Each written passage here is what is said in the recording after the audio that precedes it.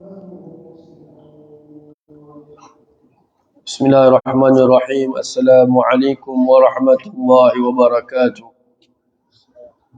Alhamdulillah. Alhamdulillahillazi hadana lihaza wa ma kunna linahtadiya laula an hadana Allah. Alhamdulillahi rabbil alamin hamdan yuwafi ni'amahu wa yukafi'u mazidah. أشهد أن لا إله إلا الله وحده لا شريك له وأشهد أن سيدنا محمدا عبده ورسوله اللهم صل وسلم على سيدنا محمد مفتاح باب رحمة الله عدد ما في علم الله صلاة وسلاما دائمين بدوام ملك الله وعلى آله وصحبه عدد كل ذرة ألف مرة اللهم صل وسلم على نور الأنوار وسر الأسرار وترياق الأغيار ومفتاح باب اليسار سيدنا ومولانا محمد المختار وآله الأطهار وأصحابه الأخيار عدد نعم الله وإفضاله. سبحانك لا علم لنا إلا ما علمتنا إنك أنت العليم الحكيم. رب اشرح لي صدري ويسر لي أمري واحلل عقدة من لساني يفقه قولي. أستغفر الله العظيم الذي لا إله إلا هو الحي القيوم وأتوب إليه. أما بعد. Alhamdulillah, kita kembali pada pembacaan kitab Safinatun Najah. Kita akan masuki pada tajuk yang baru seperti mana dikatakan oleh pengarang di sini. Bismillahirrahmanirrahim. Faslun. Tabatulu salatu bi arba'a asyrata khasla. Semayang itu menjadi batal dengan salah satu daripada 14 perkara. Maka sekarang ini pengarang akan masuki bab berkenaan dengan perkara-perkara yang membatalkan solat seseorang. Sama ada semayangnya itu semayang yang wajib ataupun semayang yang sunat, termasuk juga sujud tilawah dan juga sujud syukur. Begitu juga dengan semayang jenazah. Maka semua jenis semayang ini ia menjadi batal apabila berlaku ataupun kita melakukan salah satu daripada 14 perkara yang akan disebutkan di sini. Pertama, bil hadasi, dengan berlakunya hadas. Maka semayang seseorang itu menjadi batal apabila berlakunya hadas. Sama ada hadasnya itu hadas yang kecil ataupun hadas yang besar. Sama ada dia sengaja ataupun tidak sengaja, maka semayangnya menjadi batal. Jadi kalau dia sedang semayang, tiba-tiba berlaku hadas kecil. Senang cakap, biasanya orang yang semayang itu, hadas yang biasa berlaku itu adalah terkentut. Jadi the moment dia terbuang angin, maka hukumnya batal semayang dia. Bila sudah batal semayang dia, haram untuk dia meneruskan sembahyang dia. Hukumnya adalah haram. Kerana ia sudah dikira sebagai orang yang bermain-main dengan ibadat. Ini bukan just orang itu melakukan semayangnya, semayang tidak sah. Bukan. Ia bukan sekadar itu. Ia ada tambahan hukum, which is hukumnya adalah haram untuk dia meneruskan sembahyang dia. Kerana dia bermain-main dengan ibadat. Sama juga kalau orang tu, mungkin saya dah katakan, dia telah selesai untuk memberi salam yang kanan. Belum sempat memberi salam yang kiri, tiba-tiba dia telah buang angin. Dia terbuang angin. Maka haram untuk disambung untuk memberi salam yang kiri. Kerana memberi salam yang kiri itu termasuk perbuatan solat. Sedangkan dia dah batal. Bila sudah batal, dia tak boleh sambung perbuatan solat lagi. Baik. Jadi, ini yang pertama. Sama ada hadas itu berlaku, hadas yang kecil ataupun hadas yang besar. Baik. Yang kedua, wa bi wuqu'in najasati illam tulqa halan min ghairi hamlin.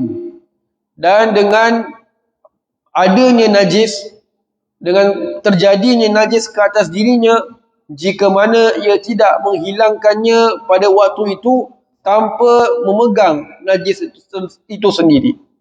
Baik, di antara perkara yang membatalkan solat adalah dengan adanya najis. Bermakna najis yang tidak dimaafkan pada pakaian, tempat dan juga badan orang yang sedang melakukan solat.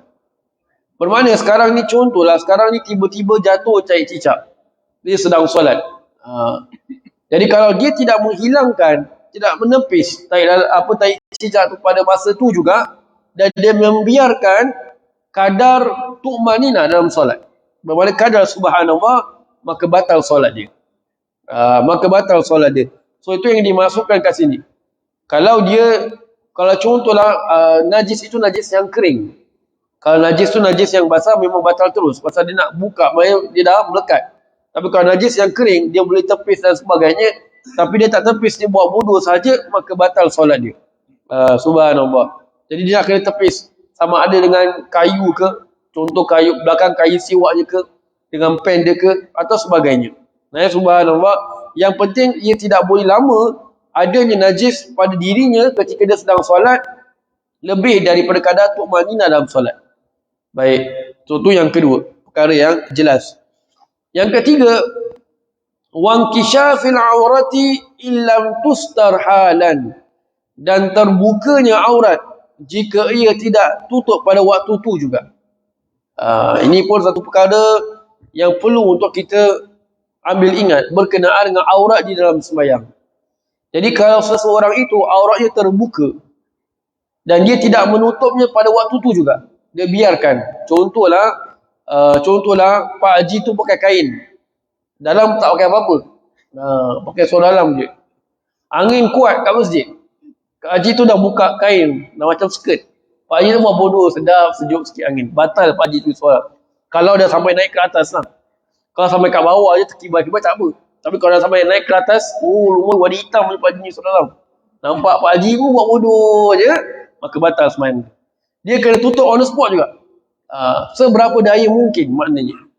Seberapa daya mungkin, subhanallah. Baik. Jadi kalau dibiarkan auratnya itu terbuka, maka itulah yang menyebabkan batal solat dia. Baik, tu yang ketiga. Yang keempat, wa nutqi biharfaini aw harfin mufhimin amdan, dan menyebut dengan dua huruf atau satu huruf yang dapat difahami dengan sengaja. Bila kata dengan sengaja ni bermakna dapat difahami. Maknanya dia mengetahui hukum dia. Baik, dia kata di sini adalah yang membatalkan solat dengan menyebut itu adalah dua huruf. Bermakna dua huruf ini dua huruf yang tak dapat difahami. Ataupun satu huruf tapi dapat difahami. Bahasa Arab tu kadang-kadang ada satu huruf tu dia walaupun satu huruf tapi satu huruf itu dapat difahami. Seperti perkataan qaf, baris kasrah qi bermakna al-wiqayah, penjagaan dan sebagainya. Ada lagi huruf-huruf yang lain yang dia walaupun satu huruf saja tapi apabila disebut dapat difahami. Jadi kalau dia sebut sengaja kerana untuk memberikan faham orang yang di luar sembahyang ataupun orang yang di dalam sembahyang, maka batal solat dia. Dan bila dia memberitahu di sini bahawasanya dua huruf ini sama ada dia itu huruf bahasa Arab ataupun bukan bahasa Arab. Ini yang nak kena faham kat sini. Bukan maknanya berkata-kata dalam sembahyang yang tak batal tu, kalau kita berbual bahasa Arab tak batal. Batal juga. Yang tak batal tu kalau kita doa dalam bahasa Arab dalam sembahyang, itu yang tak batal. Kita doa, kita tahu Nabi ajar macam-macam doa, tapi kita doa yang lain-lain pula. Tapi doanya tu tak batal sembahyang kalau kita baca dalam bahasa Arab. Kalau kita baca dalam bahasa Melayu dalam sembahyang, maka itu yang batal. Melainkan kalau kita baca doa tersebut dalam hati kita, maka tak batal. Subhanallah. Jadi baik, berkenaan dengan melafazkan dua huruf ataupun satu huruf yang dapat difahami ini, ia tidak mengikut kepada bahasa. Ini bila jadi batal? Kalau dia sengaja. Kalau dia tidak sengaja, kalau dia tidak disengaja, maka ada selisih ulama. Dimaafkan 4 perkataan, ada yang mengatakan dimaafkan 6 perkataan. Bukan 6 huruf, 6, ada kata 6 perkataan. 6 perkataan tu macam 4 perkataan tu macam contoh kita tengah sembahyang tiba-tiba cicak jatuh. Kita pun melata, oh mak kau. Oh mak kau. Okey, 3 selamat, tak batal. Tapi kena sujud sawi. Kena sujud sawi. Pasal kita dah lalu. Kalau kita buat dengan sengaja batal, buat dengan sengaja tak batal, tapi kena sujud sahwi. Jadi kalau kita melatak, jadi kata dia diharuskan 4 perkataan di sisi Imam Ibn Hajar, dan Imam Qaylubi mengatakan 6 perkataan. Ni kalau tak sengaja terperanjat melatar panjang pula, oh mak kau masuk bawah luri pula, oh mak kau masuk bawah habis batal. Contohlah, ni contoh saja. Jadi kalau dia sebut dengan sengaja, maka batal sembahyang dia. Tapi kalau tidak sengaja, maka tidak batal. Tidak sengaja itu dia haruskan 4 perkataan ataupun 6 perkataan, tetapi disunatkan dia untuk melakukan sujud sahwi. Wallahu a'lam bishawab. Jadi insya-Allah akan sambung lagi membicarakan sedikit berkenaan dengan bertutur di dalam sembahyang yang membatalkan solat, insya-Allah pada esok, insya-Allah. Jazakallahu khairan dan tasbih kafaratul majlis.